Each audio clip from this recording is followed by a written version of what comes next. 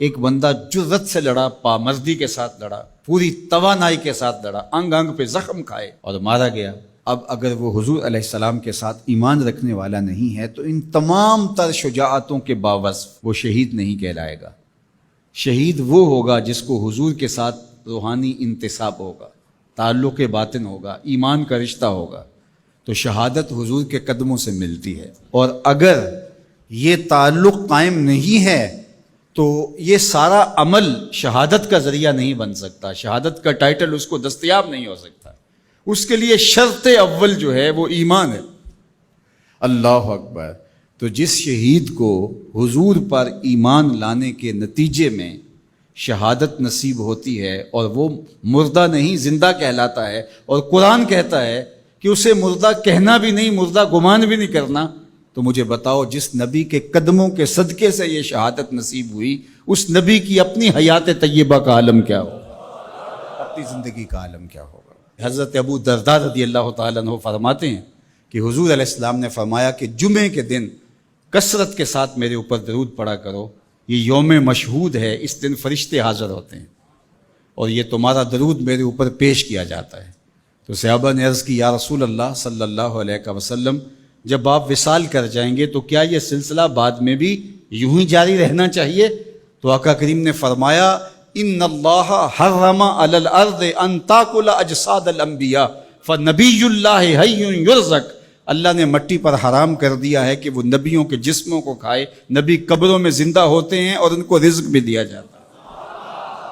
اللہ اکبر۔ تو زندہ ہے واللہ، تو زندہ ہے واللہ، میرے چشم عالم سے چھپ جانے والے۔ اللہ نے ان کو وہ حیات طیبہ اور طاہرہ سے نوازا ہے، وہ قبر میں زندہ ہیں، قبر میں حیات ہیں اور اپنی امت کے احوال سے آگاہ ہیں۔ امام مالک امام دار الہجرہ آپ فرماتے ہیں کہ جب کوئی حضور کے روضے پہ جائے تو باقی ائمہ نے کہا کہ وہ کہیں ہم حضور کے روضے کی حاضری کے لیے گئے تھے اور ہو کے آئے ہیں، لیکن امام مالک کہتے ہیں اگر کوئی حضور کے روضے سے ہو کے آئے تو کہے میں حضور سے مل کے آیا ہوں، میں حضور سے مل کے آیا ہوں، اس لیے کہ حضور اپنی قبر میں زندہ ہیں۔ حضور نے ارشاد فرمایا قرب قیامت میں جب حضرت عیسیٰ آئیں گے اور حضرت عیسیٰ علیہ السلام آئیں گے اور پھر دین کی تنفیذ ہوگی، خنزیر کو قتل کریں گے، شراب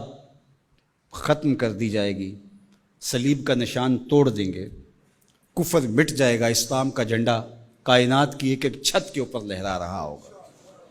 جب حضور کا دین پوری دنیا کے اوپر غالب ہوگا تو حضور فرمایا والذی نفسی بیدہ، فرمایا مجھے قسم ہے اس رب کی جس کے قبضے میں میری جان ہے۔ جب حضرت عیسیٰ یہ سب کچھ کر چکے ہوں گے تو پھر وہ میری قبر پہ حاضری دینے کے لیے آئیں گے۔ اللہ اکبر۔ جب میدان میں بھیجا جاتا ہے کمانڈر کو تو وہ سارا کام کرنے کے بعد پھر ہیڈ کوارٹر میں آ کے جو ہے وہ اپنے سپریم لیڈر کو سلوٹ کرتا ہے کہ جناب جو مشن سونپا گیا تھا وہ کر آیا ہوں۔ حضرت عیسیٰ سب کچھ کرنے کے بعد ثم لئن قام علی قبری، فرمایا پھر وہ آ کے میری قبر پہ کھڑے ہوں گے اور پھر کیا کہیں گے یا محمد صلی اللہ علیہ وسلم، مجھے یا محمد کہہ کے مخاطبت کریں گے۔ میرے حضور نے کیا کہا لَأَجِیبَنَّهُ، لوگوں سن لو میں قبر سے حضرت عیسیٰ کو جواب دوں گا۔